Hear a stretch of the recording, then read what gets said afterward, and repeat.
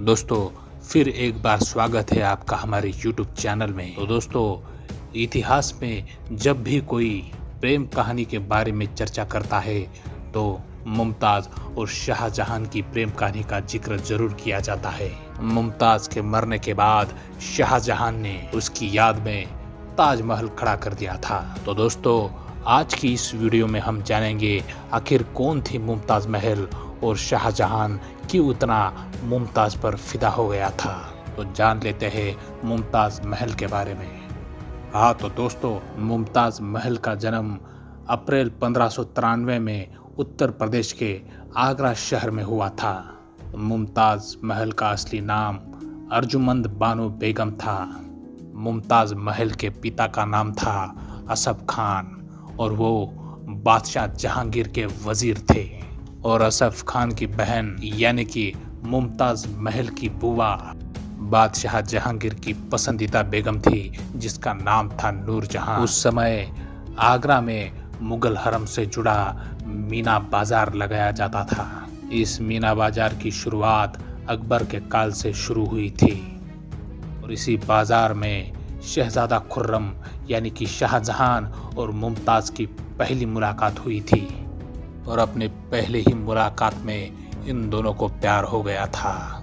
इस समय शाहजहां 15 साल का था और मुमताज़ 14 साल की। मतलब हम इस प्यार को बचपन का प्यार कहे तो ज़्यादा अच्छा होगा। 5 साल बाद इन दोनों ने शादी कर ली थी और शादी के बाद अंजुमन बानो का नाम बदलकर मुमताज़ महल रख दिया था। कहते हैं कि मुमताज़ महल बेहद ही सुंदर थी और माना जाता है कि उसके जैसी सुंदर महिला मुगल सल्तनत में ना पहले पैदा हुई और ना उसके बाद में। और वो अपनी सुंदरता के साथ साथ अपने अच्छे स्वभाव के लिए भी प्रसिद्ध थी। शाहजहां को मुमताज़ के अलावा भी और कई सारी बीवियां थी, लेकिन उन बाकी बीवियों को मुमताज़ महल जैसा सम्मान कभी नहीं मिला।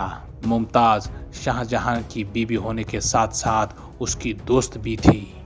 इतिहासकार कहते हैं कि शाहजहां ने सियासत के कुछ फैसलों का अधिकार भी मुमताज़ को दे रखा था।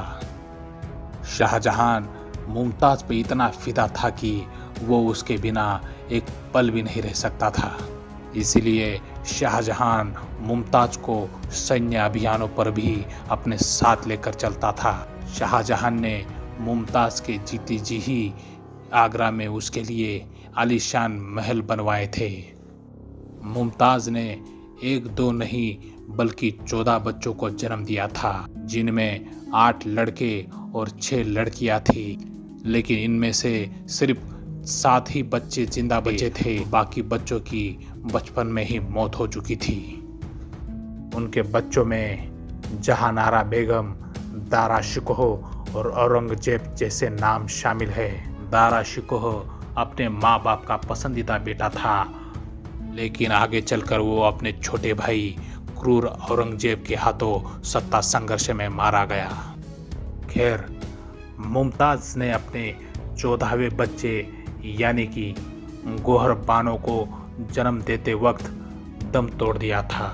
उस जमाने में तो परिवार नियोजन जैसी कंसेप्ट तो थी नहीं और इतिहासकार कहते हैं कि ज़्यादा बच्चे पैदा करने की वजह से मुमताज़ का शरीर काफ़ी कमज़ोर हो चुका था और इसीलिए अपने 14वें बच्चे को जन्म देते वक्त सिर्फ 37 साल की उम्र में मुमताज़ महल की मौत हो गई थी। हम कह सकते हैं कि मुमताज़ महल की मृत्यु के लिए कहीं ना कहीं शाहजहां भी जिम्मेदार था।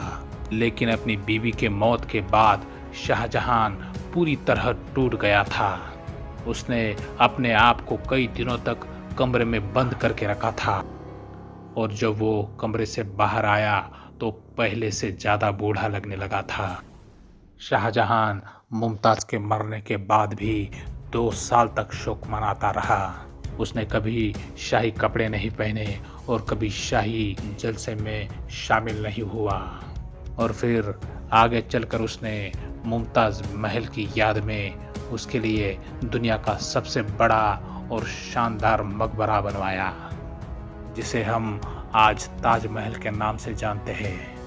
आगे चलकर जब औरंगजेब ने बादशाह बनने के बाद अपने बाप शाहजहां को कैद में डाल दिया था, तब उस वक्त शाहजहां अपने कैद खाने की खिड़की से ताजमहल को देखता रहता था और मुमताज और अपने जवानी के दिनों को याद करता रहता था, और इसी हालत में उसकी मौत हो गई थी। तो दोस्तों, ये जानकारी आपको कैसी लगी ये कमेंट करके ज़रूर बताइएगा, और हाँ, इस चैनल को सब्सक्राइब करके ही लौटिएगा।